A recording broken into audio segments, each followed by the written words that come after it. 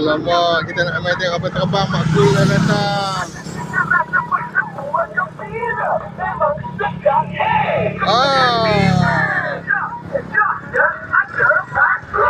Mari kita makan es-krim Mak Kul.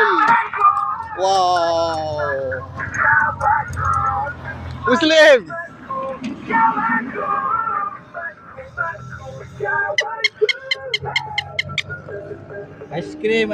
Aiskrim Mak Kul kawanku. Ambil air. Air melo lah, air melo. Ambil 4. Ya, ambil duit ibu ya. Oh.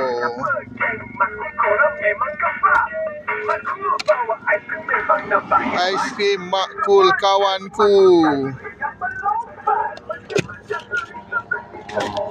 Sambil kita tengok kapal terbang, kita tengok aiskrim Mak Kul kawanku. Sekejap satu berapa? RM4. Sekejap. Sekejap.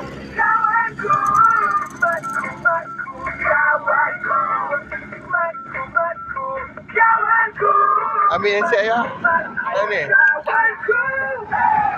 Ibu tak nak. Kalau ibu tak nak, satu tolak. Oh.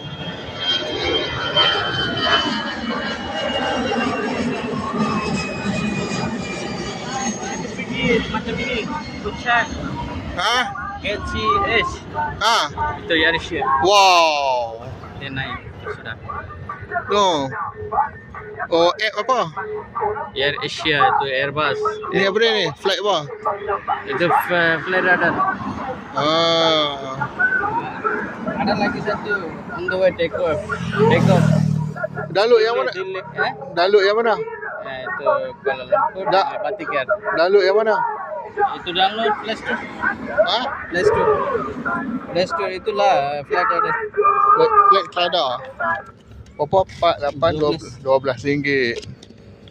Anak saya seronok dengar bunyi nampak tu. Dia duduk tengok.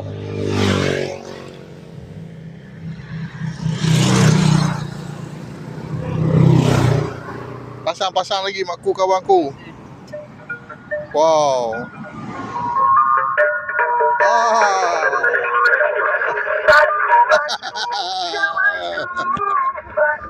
Ya, ambil air ya.